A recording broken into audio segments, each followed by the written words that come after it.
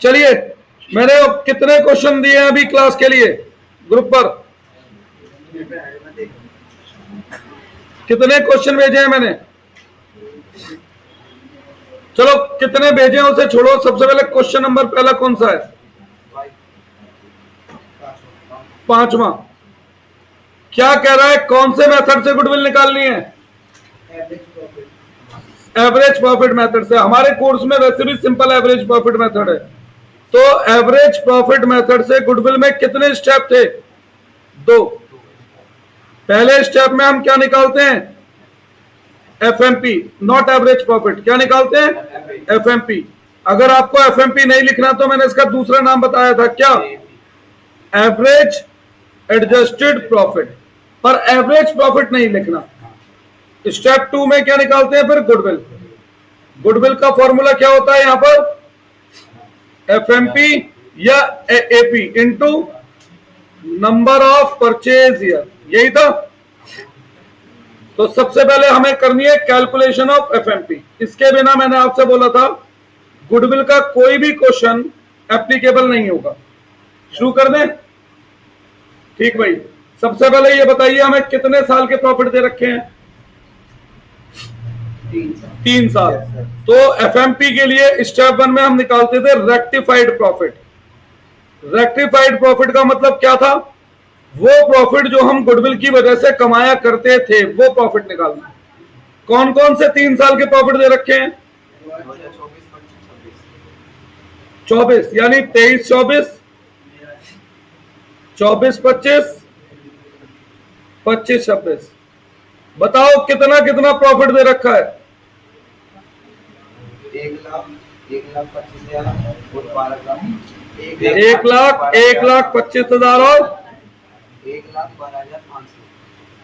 अब क्या पहले साल के ब्रैकेट में कुछ लिखा है? बेटा यहां पे ध्यान दे लीजिएगा। पहले साल के ब्रैकेट में कुछ लिखा है?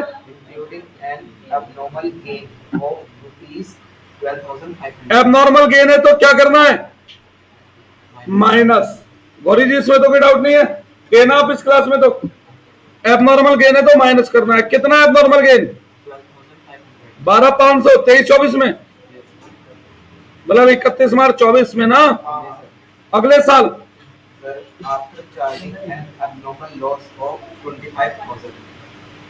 एबनॉर्मल लॉस कौन से साल में है? 25 यानी 24-25 में। एबनॉर्मल लॉस है तो क्या होगा? वापस प्लस। कितना है? आगे इसमें excluded 12,500 as insurance premium of property known to be increased। यहां सुने, अब देखो इंश्योरेंस प्रीमियम जो होता है वो हर साल दिया जाता है या पता नहीं है कब दिया जाता है? हर साल। तो इंश्योरेंस प्रीमियम नॉर्मल एक्सपेंस हुआ एबनॉर्मल? नॉर्मल, क्योंकि वो हर साल होता है। मैंने क्या बोला था? जो रिपीटेटिव नेचर के हों वो सब नॉर्मल होते हैं। सही है। और इंश्योरेंस प्रीमियम हम लगाना भूल गए हैं। क्या लिखा है ब्रैकेट में? एक्सक्लूडिंग इंश्योरेंस प्रीमियम लगाना भूल गए हैं। तो अब इसे रिकॉर्ड करो। अगर कोई अनरिकॉर्डेड एक्सपेंस है तो वो क्या होगा? माइनस। क्यों? जब आप एक्सपेंस रिकॉर्ड करोगे तो प्रॉफिट बढ़ेगा या कम होगा? प्रॉफिट कम होगा। कितना है ये इंश्योरेंस प्रीमियम बेटा? 12,500। और भी कुछ है लिखा हुआ? बस इतना ही था। पता नहीं मुझे ऐसा क्यों लग रहा है कुछ इंफॉर्मेशन कम बोली है। वो तो रिकॉर्ड कर ही दिया। बस चलो, पहले साल का प्रॉफिट क्या आ रहा है इस हिसाब से? 87,500। पता नहीं क्यों लग रहा है मुझे कुछ गड़बड़ है। परचेज ईयर तो बात नहीं करते बेटा।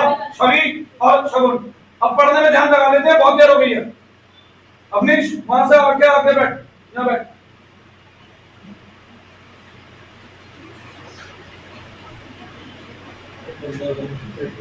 चलो, वो तो बात की बात है ना बेटा। पहले तो रेक्टिफाइड प्रॉफिट बताओ कितना आ रहा है?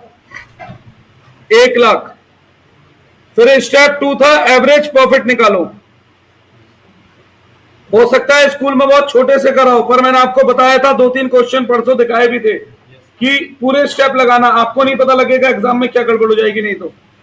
Average profit 87,500 plus 1,50,000 plus 1 lakh, कितने साल है ये? 3। तो एवरेज प्रॉफिट कितना आ रहा है देखो,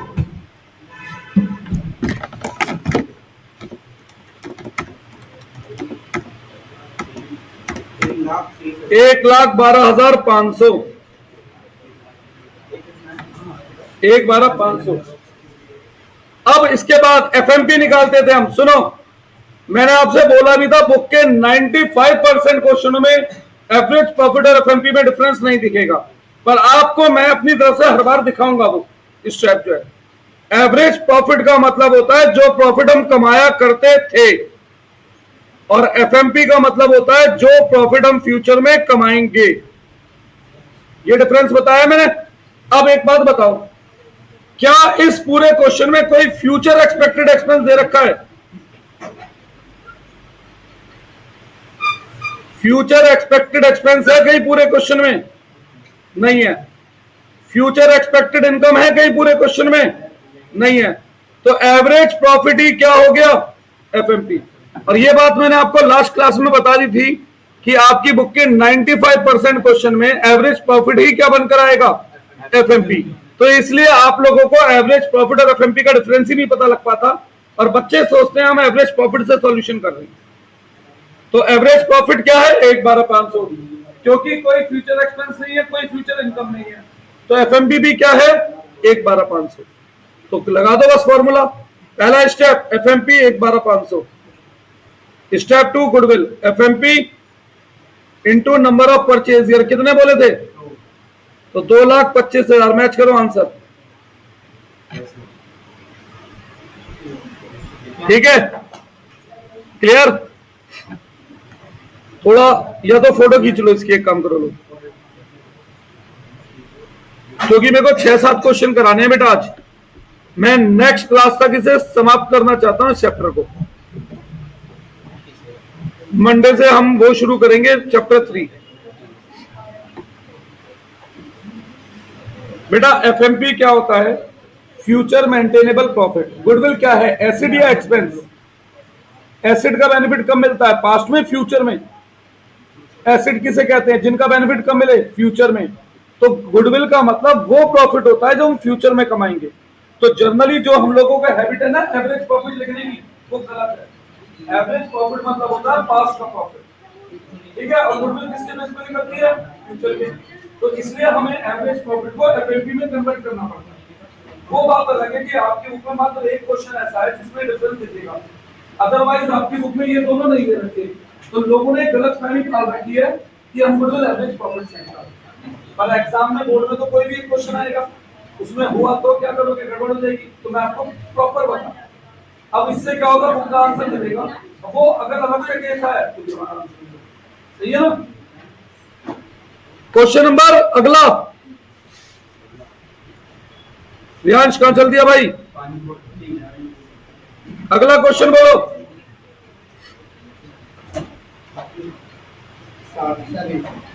क्वेश्चन नंबर 7, क्या मांगा है इसने हमसे?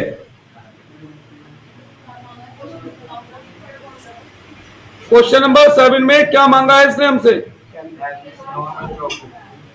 गुडविल कौन से मेथड से? एवरेज प्रॉफिट मेथड से ही। तो एवरेज प्रॉफिट मेथड से गुडविल निकालने के कितने स्टेप बताए थे मैंने? 2। पहले स्टेप में हमें क्या चाहिए? एफएमपी। अगर एफएमपी में स्कूल में दिक्कत आए तो क्या लिख देना, ठीक है? और स्टेप 2 में क्या होता है? गुडविल। गुडविल कैसे निकलती है? FMP into number of purchase year. Number of purchase year कभी भी मैं तुक्का नहीं मारूंगा, ये हमेशा हमें गिवन होंगे, ये हमेशा हमें गिवन होंगे। चलो अब वर्किंग नोट में हमें एफएमपी निकालनी है।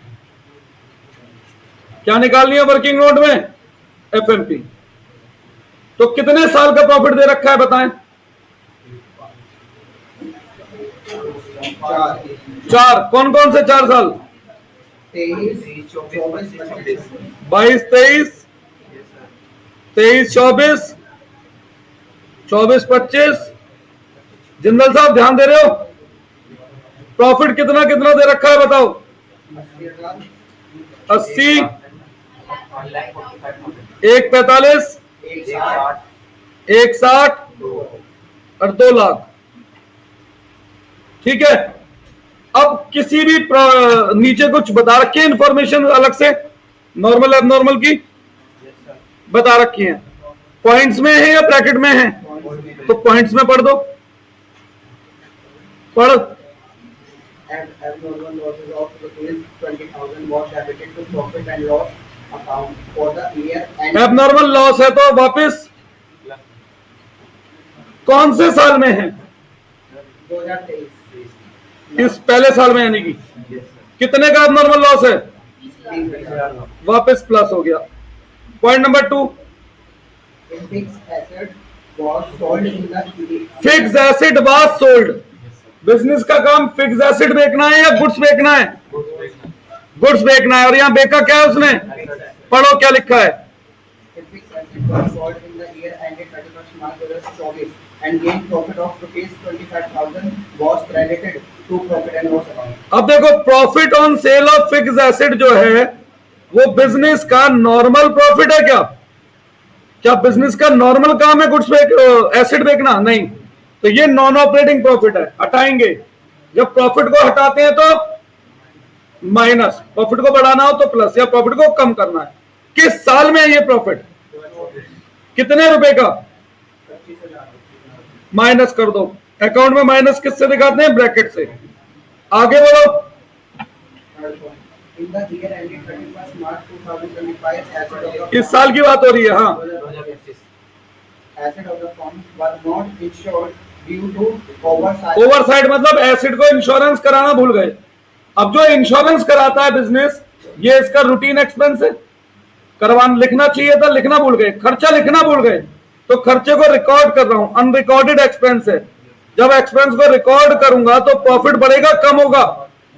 खर्चा लिख रहा हूं, खर्चा लिखने पर प्रॉफिट कम हो जाता है, यही है ना बेटा? खर्चा लिखोगे तो प्रॉफिट क्या होगा?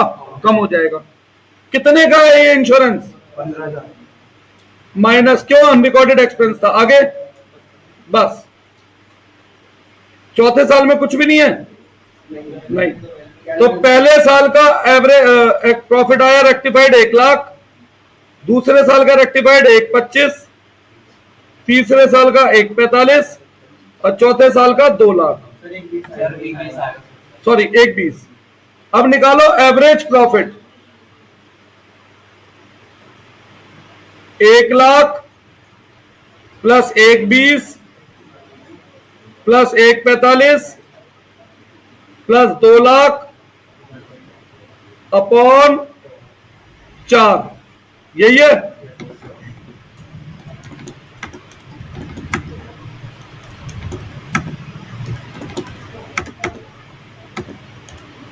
तो एवरेज प्रॉफिट आ रहा है 1,41,250। अब क्या इस क्वेश्चन में कोई फ्यूचर एक्सपेक्टेड इनकम एक्सपेंस दे रखे हैं? जब फ्यूचर एक्सपेक्टेड इनकम एक्सपेंस ना हो तो एवरेज प्रॉफिट ही क्या बन जाएगा? समझ में आ गया क्यों बुक के आंसर हमारे एवरेज प्रॉफिट से आ रहे हैं? क्योंकि बुक में कहीं भी फ्यूचर एक्सपेक्टेड इनकम एक्सपेंस नहीं है, इसलिए बुक के आंसर हमारे एवरेज प्रॉफिट से आ रहे थे स्कूल में या कहीं भी। अभी एक क्वेश्चन दिखाऊंगा, वहां पर एवरेज प्रॉफिट से आंसर नहीं आया था, है ना? कल दिखाया था ना मैंने लास्ट क्लास में, क्योंकि वो इकलौता क्वेश्चन था जहां पे फ्यूचर एक्सपेंस दे रखा है। तो याद रखना बेटा, एवरेज प्रॉफिट और एफएमपी एक नहीं होते। वो क्यों एक आ रहे हैं इस बुक में? क्योंकि फ्यूचर एक्सपेंस नहीं है, क्योंकि फ्यूचर इनकम नहीं है। बस हो गया एवरेज प्रॉफिट एफएमपी। क्या आया? निकाल लो गुडविल। एफएमपी आ गया 1,41,250। लगाओ गुडविल का formula. Number of purchase year कितने इस क्वेश्चन में? 2। देखो गुडविल आ रही होगी 2,82,500। तो मुश्किल चैप्टर है ये कोई? ये तो आसान चैप्टर है, ठीक है ना? और ये सर सारे चैप्टरों में आके गुडविल, क्या बेटा? ये सारे चैप्टरों में आके गुडविल थर्ड में भी यही है। ये थर्ड में भी गुडविल अगर कैलकुलेट करनी है तो यही है, फोर्थ में भी अगर कैलकुलेट करनी है तो वो यही है, फिफ्थ में भी अगर कैलकुलेट करनी पड़ेगी, दे रखी है तो बात अलग है, कैलकुलेट करनी पड़ेगी तो वो यही है, सिक्स में भी कैलकुलेट करनी पड़ेगी तो वो यही है, मतलब इसके बाद जितने हैं सारे सब में गुडविल का यूज है। वो एवरेज प्रॉफिट वाला जो आपने बता दिया कि इसमें 4 पॉइंट्स आ गया, अगर वो आएगा तो अलग आएगा, नहीं, जब वो है ही नहीं तो बात ही एक हो गई ना बेटा, क्या करेंगे? तो केवल वो 2 पॉइंट ऑफ अमाउंट दिया है। हाँ, कोई डाउट है? अगला फोटो खींचनी है, फिर मैं अगले क्वेश्चन पे आता हूं। अगला क्वेश्चन कौन सा है?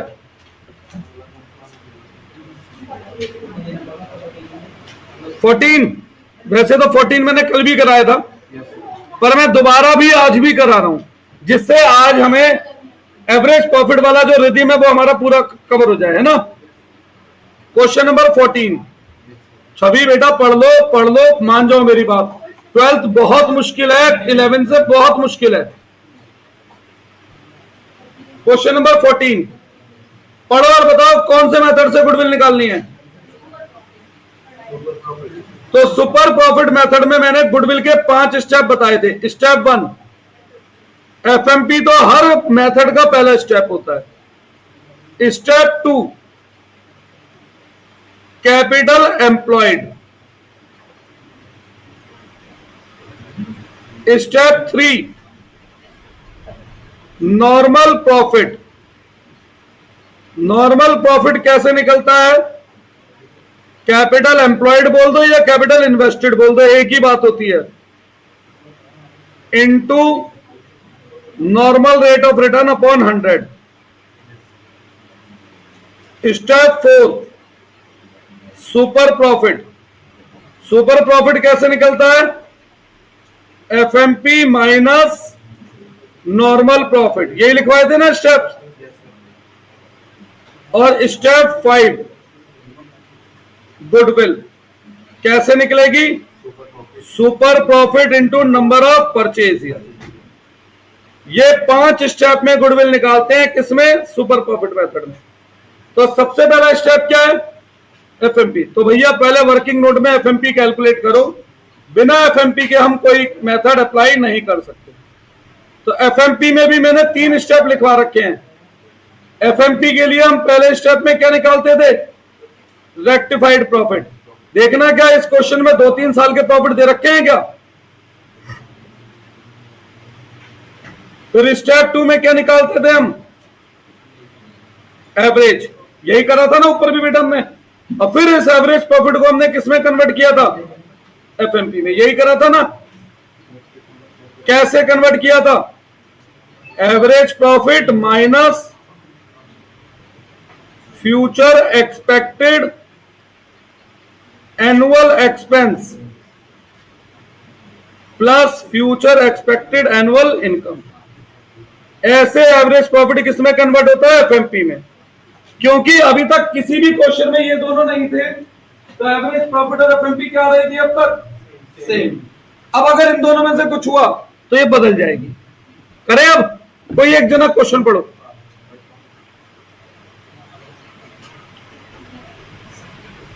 पढ़ो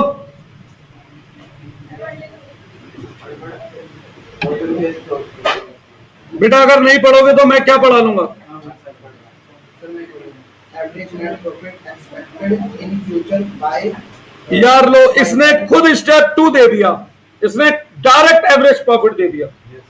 कितना? 36,000 इसने खुद ही नेट प्रॉफिट एवरेज प्रॉफिट दे दिया। तो ये अटक गया क्या? कहां गया? अच्छा, हाँ लिख तो रहा हूं, सही तो है यार। एवरेज प्रॉफिट इसने खुद दे दिया, तो रेक्टिफाइड की जरूरत पड़ी नहीं, क्योंकि इसने सीधा सेकंड स्टेप दे दिया। अब ये क्लियर हो गया मैंने 3 स्टेप में क्यों लिखवाया था। पता नहीं लैंग्वेज में क्वेश्चन कहां से क्या थे। ठीक है, आगे। Average capital employed in the business by firm is rupees 2 lakh. देखो कैपिटल एम्प्लॉयड थी यहां पर, स्टेप 2 में जरूरत थी इसकी ऊपर। कितनी?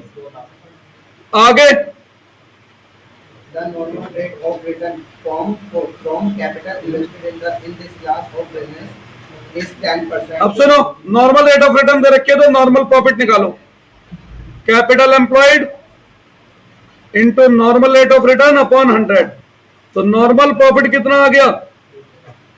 आगे बढ़ो।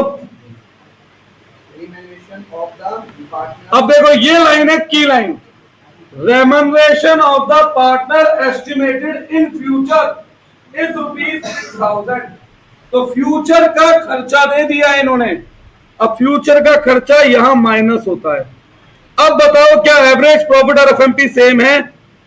नहीं है। बस ये इकलौता क्वेश्चन है पूरी बुक में, और इसे मैं छोड़ दूंगा तो आपको लगेगा मैंने पूरा चैप्टर किससे करा? एवरेज प्रॉफिट से, जबकि मैं एवरेज से नहीं कर रहा हूं चैप्टर, किससे कर रहा हूं? एफएमपी से। ये इकलौता क्वेश्चन है। अब बताओ एवरेज प्रॉफिट एफएमपी सेम होती है क्या? नहीं। और गुडविल एवरेज प्रॉफिट से नहीं निकालनी, किससे निकालनी है? भाई हम करके देखते हैं, अगर हमारा एफएमपी से सही आया तो ठीक, नहीं तो हम गलत, है ना। तनख्वाह कितना आया हमारा एफएमपी? 30। अब निकालो step 3 super profit, FMP minus normal profit, तो सुपर प्रॉफिट कितना आया? 10। निकालो goodwill, super profit into number of purchase year कितना है? 2 ही है। कितना आया? 20। आंसर मैच करो। अब बताओ मैं एवरेज प्रॉफिट से निकालूं या एफएमपी से, तो बताओ।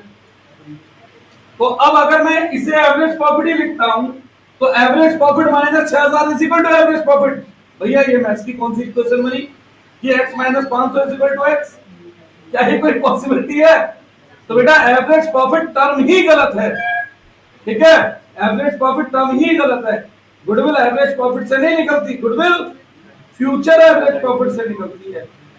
क्लियर है? श्योर? एकदम पक्की बात। अगला क्वेश्चन बोलो, ये तो मैंने कल भी कराया था वैसे। Question number 16। Very very very very very important. देखो इस क्वेश्चन में वो एवरेज प्रॉफिट मांग रहा है कि हमसे?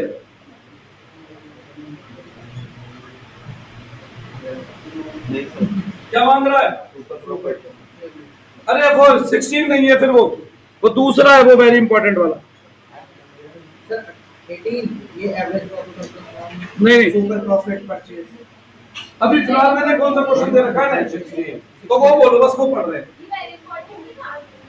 ये वाला नहीं है, वो अगला है। मेरे को क्वेश्चन नंबर में कंफ्यूजन हो गया। हाँ जी, 16 में मांग क्या रहा है वो हमसे ये बता दो फाइनली।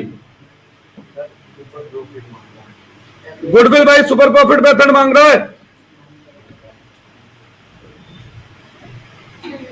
ये मांग रहा है ना, तो भाई वही सेम 5 स्टेप हैं। स्टेप 1 में हमें क्या पता होना चाहिए? बाई चांस बुक के अधिकतर क्वेश्चनों का एवरेज प्रॉफिट ही किसके बराबर है? एफएमपी। वो बाई चांस है, ऐसा जरूरी नहीं है होगा। अभी मैंने लास्ट क्वेश्चन में दिखाया। स्टेप 2 क्या चाहिए? कैपिटल एम्प्लॉयड, इसे कैपिटल इन्वेस्टेड भी बोल देते हैं बेटा कुछ लोग। स्टेप 3 क्या चाहिए? Normal profit. नॉर्मल प्रॉफिट कैसे निकलता है? Capital employed into normal rate of return upon 100। Step 4 super profit चाहिए होता है। सुपर प्रॉफिट कैसे निकलता है? FMP minus normal profit. जिनके पहली क्लास मिसिंग थी, नोट्स मिसिंग थे, नोट्स यहां से बना लो, ये नोट्स यही तो है। और स्टेप 5 गुडविल। कैसे? Super profit into number of purchase year, यही था ना। अब देखो वर्किंग नोट में मुझे क्या क्या करना पड़ेगा। सबसे पहले मुझे वर्किंग नोट में चाहिए एफएमपी। वर्किंग नोट में मुझे क्या निकालनी है? एफएमपी, यही है ना हमारा वर्किंग। ठीक है, पढ़ना शुरू करो अब question. Amit and Karthik are partners sharing profit and losses equally. That they decided to admit Saurabh for an equal share in the profits. For this purpose, the goodwill of the firm was to be valued at 4 years. At 4 years purchase, number of purchase year 4 दिख गया तो साथ के साथ लिख दिया। क्या बाद में वेट करूं, है ना। आगे बैलेंस शीट दे दी, उसके बाद the normal rate of return is 12%. Normal rate of return भी दिख रही है, तो जहां जगह वहां लिख तो देता ही हूं। आगे Average profit of the firm for the last 4 years was 30,000. अब सुनो, इन्होंने हमें एवरेज प्रॉफिट दे रखा है, कितना दे रखा है। आगे बस, क्या इस क्वेश्चन में कोई फ्यूचर एक्सपेक्टेड एक्सपेंस गिवन है, क्या पढ़ो, क्या इस क्वेश्चन में कोई फ्यूचर एक्सपेक्टेड इनकम गिवन है। तो बाई चांस एवरेज प्रॉफिट ही क्या बन गया, एफएमपी बन गया। हाँ तो फर्म की निकालेंगे बाद में। अरे तो यार फर्म की गुडविल में सौरभ का शेयर निकाल दे, खत्म बात। पूरी फर्म की 10,000 है तो सौरभ का शेयर 1/5 है तो 2,000 हो गए। एक एग्जांपल दिया मैंने। FMP by chance average profit ही क्या बन गया। तो अब एवरेज प्रॉफिट एफएमपी हो भी सकता है और नहीं भी, ये डिपेंड करता है इंफॉर्मेशन पर अगर आप दिमाग में ये गलतफहमी बैठा के बैठे हैं कि एवरेज प्रॉफिट ही सब कुछ होता है तो वो गलत है, मेन एफएमपी होता है। ठीक है, अब मेन है कैपिटल एम्प्लॉयड, गिवन है क्या, नहीं गिवन। तो मैंने यहां पर कैपिटल एम्प्लॉयड के कल 2 रास्ते बताए थे। ठीक है, दोनों रास्तों से मैं कैपिटल एम्प्लॉयड आपको निकाल के दिखाता हूं। क्या लिखवाया था मैंने ऐसा कोई नोट, गौरी जी। कैपिटल एम्प्लॉयड के 2 रास्ते हैं, बैलेंस शीट से कैसे निकलेगी दोनों रास्ते बता रहा हूं।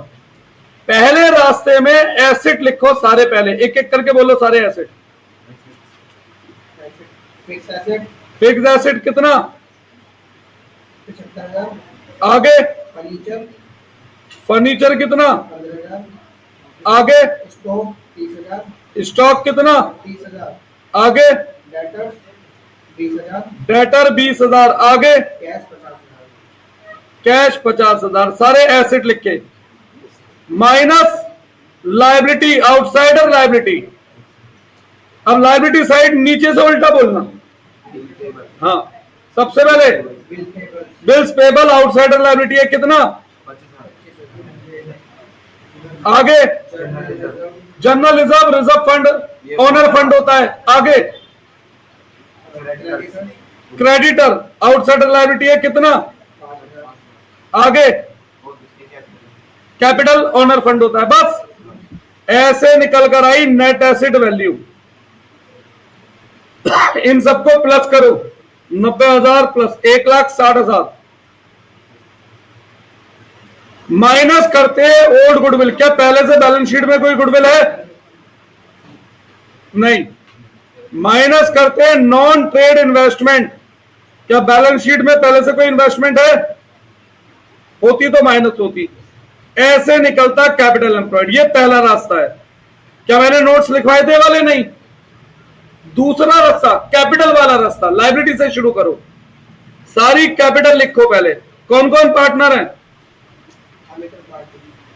पुरानी कैपिटल क्या है, 90 और 50 प्लस करंट अकाउंट अगर होता तो है ही नहीं, प्लस जनरल रिजर्व है कितना, 20,000.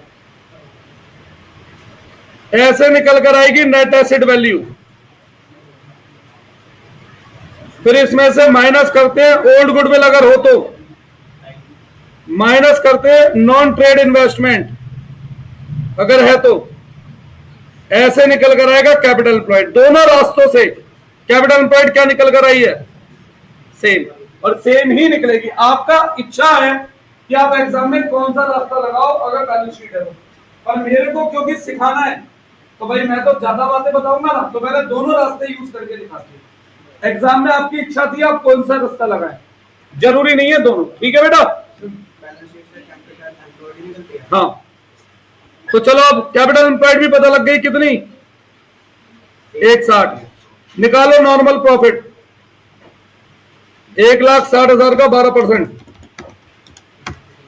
19,200। अब निकालो super profit, FMP minus normal profit, तो 10,800। गुडविल निकालो, 10,800 इंटू 4,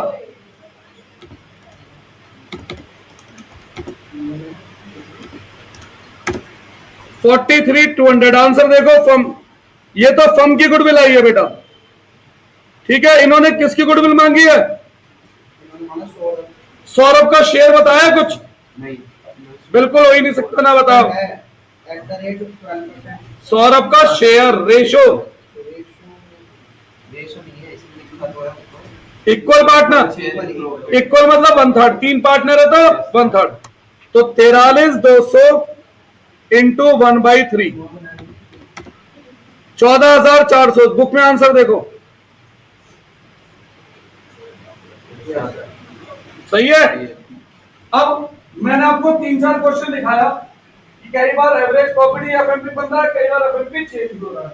आप दिमाग में एफएमपी को रखना है, एवरेज प्रॉफिट को नहीं, क्योंकि एग्जाम में तो एक ही क्वेश्चन आएगा ना, आपको क्या पता कैसा आएगा, है ना बेटा। तो आप वाइडर कॉन्सेप्ट को रखें ना कि नैरो कॉन्सेप्ट को।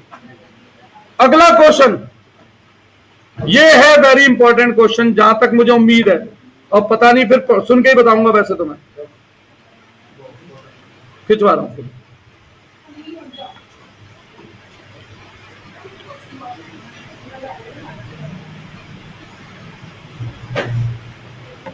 पहले तो यहां से है ना,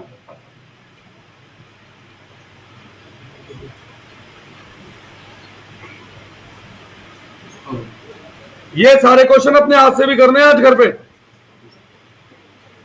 गुडविल में तो नंबर मत कटाना कम से कम इस आसान चैप्टर में। अगला क्वेश्चन बोलो, 18। बताओ क्या मांग रहा है वो हमसे। एवरेज शगुन जी सुन लो बेटा, सुन लो, बहुत काम आएगा, प्लीज शुरू से पढ़ो। ऑन 1 अप्रैल नॉर्मल पढ़ता 2023 हूं। On 1st April 2023, a partnership firm had assets of rupees 2 lakh, including cash. On the cash include cash, तो asset होते ही है, क्या फर्क पड़ता है। And बैंक बैलेंस 14,000, ये भी asset होता है, ये बेकार का कंफ्यूज कर रहा है। पार्टनर्स कैपिटल है 1,90,000, रिजर्व है बाकी के 10,000, नॉर्मल रेट ऑफ रिटर्न है 10%, goodwill of the firm valued 60,000 at the rate 4 year purchase of super profit. Goodwill इस बार क्वेश्चन में खुद दे दिए निकाल कर। अब क्वेश्चन हमसे मांग रहा है एवरेज प्रॉफिट। क्वेश्चन ने यहां गुडविल कौन से मेथड से निकाल रखी है? ये वाला क्वेश्चन है जो मैं लिखना चाह रहा था, वेरी वेरी वेरी इंपॉर्टेंट, वो ये क्वेश्चन है। और आप लोग मजाक में लेंगे मेरी बात, पछताएंगे, क्योंकि आप देख चुके हैं, बताऊंगा जो पेपर में वैसा आएगा, ठीक है। अब चलो गुडविल के स्टेप लिखता हूं। पहले स्टेप में क्या होता है? एफएमपी चाहिए होती है। स्टेप 2 में कैपिटल एम्प्लॉयड चाहिए होती है। स्टेप 3 में नॉर्मल प्रॉफिट चाहिए होता है। अब तो फॉर्मूला लिख चुके हैं ना, तो मैं बस स्टेप लिख रहा हूं। अगर हम कोई से मैनेज करना है तो सेम आती है। नहीं, किसने कहा? और मेथड से गुडविल अलग आएगी। केवल capitalization of super profit method और capitalization of average profit method से गुडविल सेम आएगी, बाकी सब मेथड से अलग आएगी। सही है। Step 4 super profit. Super profit कैसे निकालते थे हम? एफएमपी माइनस, यही लिखे थे ना ऊपर स्टेप। और स्टेप 5 गुडविल।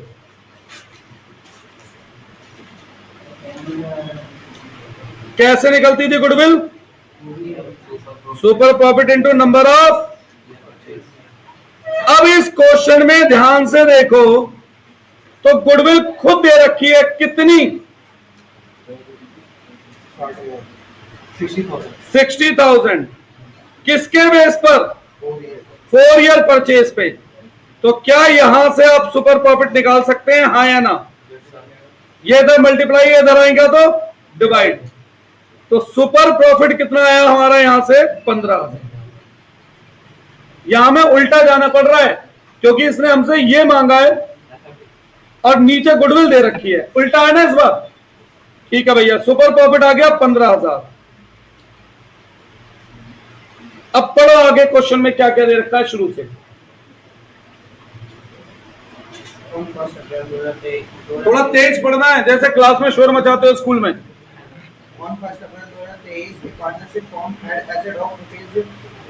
एसिड है 2 लाख के। क्या पूरे क्वेश्चन में लायबिलिटी दे रखी है कहीं? Outside of liability, outside of liability दे रखी है? नहीं। तो कैपिटल एम्प्लॉयड होती है एसिड माइनस आउटसाइडर लायबिलिटी, जो कि नहीं है। तो कैपिटल एम्प्लॉयड कितना हुआ? 2 लाख। आगे बढ़ो। Including cash of 6,000 and bank balance of rupees, ये जो भी है होन दो, आगे बढ़ो।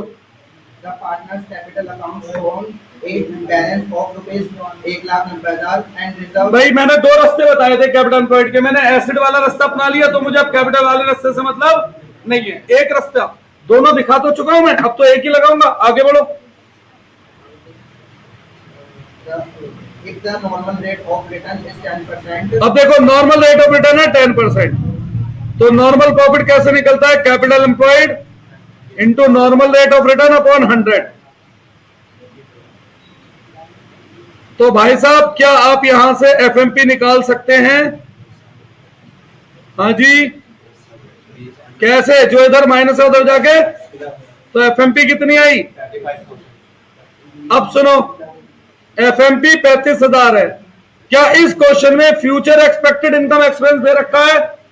तो जब फ्यूचर एक्सपेक्टेड इनकम एक्सपेंस नहीं होता तो एफएमपी और एवरेज प्रॉफिट क्या होते हैं? सेम। आंसर देखो क्या है, 35,000। 100% आएगा ये वाला क्वेश्चन आपके, ये जो पेपर आने वाले हैं 100% जी। लगा लो, कोई शर्त लगाने की इच्छा रखता हो तो मुझसे। हाँ जी, मैंने वो 9 महीने वाले क्वेश्चन को, गारंटी वाले को भी कहा था, जबकि वो बुक का क्वेश्चन नहीं था, वो तो अभी आया ना। वो मैंने आपसे वो भी कहा था जब प्रॉफिट कम पड़ेगा, वो भी आया। लगा लो, किसी को शर्त लगानी। अरे सुन, तुम मुझे जो है 10,000 दे दूंगा, मैं 1 लाख दे दूंगा। मुझे तो पता है ना बेटा आएगा 100%, तो मेरे को तो शर्त हारनी नहीं है, मुझे पता है क्या है। ढंग से करना, मेरा मतलब ये है, मजाक मजाक मेरा। ये question very very very very important है। लिखा क्यों है? क्योंकि आएगा।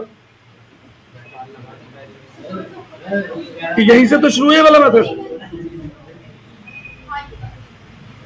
एक मिनट रुक जाओ।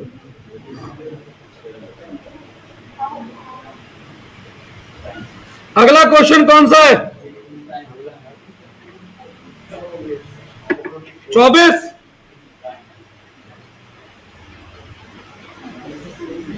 क्या मांगा है इसने? बेटा सुन लेते हैं बात, मान लेकर कभी बड़ों की भी। गुडविल कौन से मेथड से?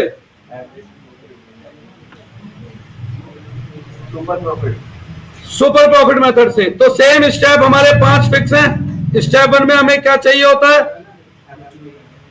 एफएमपी। स्टेप 2 में क्या चाहिए होता है? Capital employed.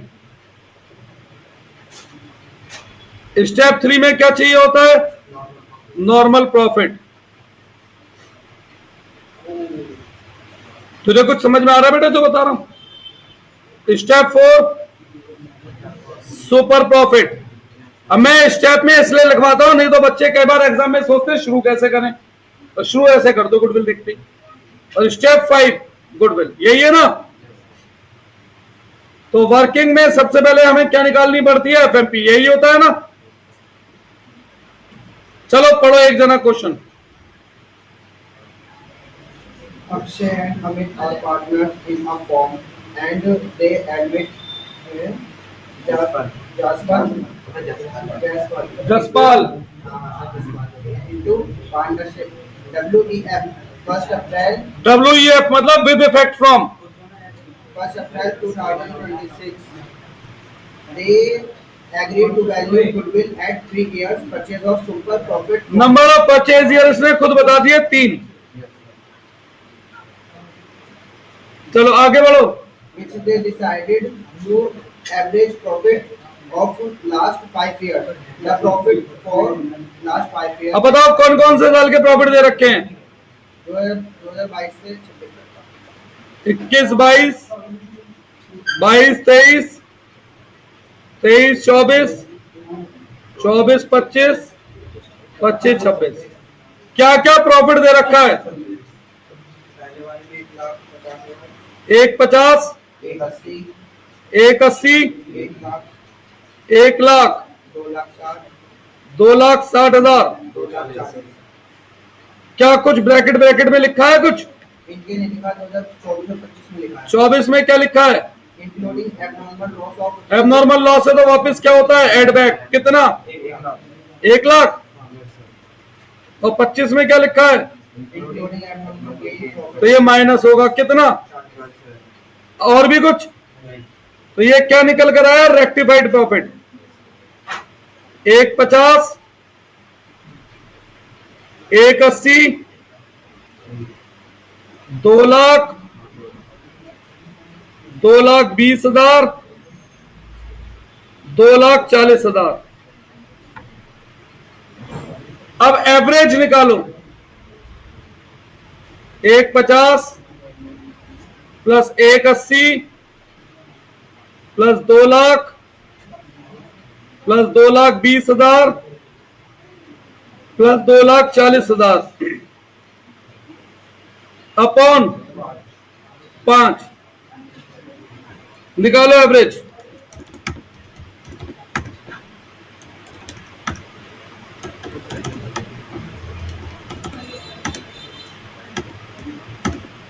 $1,98,000। तो एफएमपी हो गया 1,98,000। क्या कोई कैपिटल एम्प्लॉयड दे रखी है? देखना सर ये the form has total asset of बोलो तो सही, थोड़ा तेज तो बोलो। टोटल एसिड कितने के? 20 लाख और लायबिलिटी 5 लाख तो कैपिटल एम्प्लॉयड हुआ 15 lakh. Normal rate of return दे रखा है कुछ यस सर 10%. 10%। तो नॉर्मल प्रॉफिट हुआ 150। सुपर प्रॉफिट कैसे निकलता है? FMP minus normal profit 48,000। तो गुडविल क्या हुई?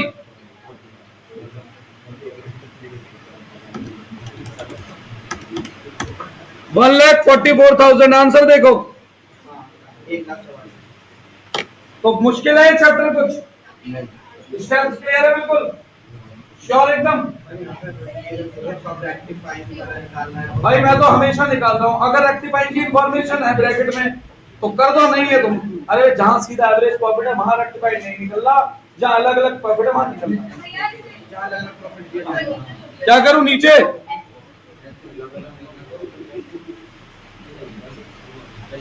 अलग अलग साल आज मैं होमवर्क भेजूंगा। अब तो दोनों बैच बराबर है, उसमें भी कराने के बाद होमवर्क। तो नेक्स्ट क्लास में होमवर्क चेक कराऊंगा। संडे को गुडविल का टेस्ट होगा प्रॉपर तरीके से। ठीक है जी? और होमवर्क करना शुरू करना सर। अलग अलग प्रॉफिट कैसे मतलब अरे जैसे कई साल के रखे अलग अलग साल तो निकालना पड़ रहा है, और जहाँ सीधा एवरेज दे रखा है तो एवरेज है ही। अच्छा और क्या? समझ गया सही है ना? वहाँ पे फिर रेक्टिफाई की जरूरत नहीं है हाँ। फिर वहाँ पे वो अप्लाइड होगा एवरेज और एफएमपी निकालो, नहीं है मतलब फ्यूचर एक्सपेंस है तो एफएमपी कन्वर्ट कर दो, नहीं तो एवरेज प्रॉपर्टी क्या हो जाता है?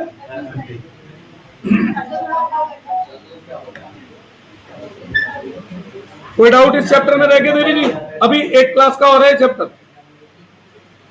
वेटेज मेथड है, वेटेज मेथड वो वेटेड एवरेज कोर्स में नहीं है बेटा, मैं लिखवा देता हूं, नोट्स में काम आ जाएगा बाद में सीयूटी वगैरह के समय पर।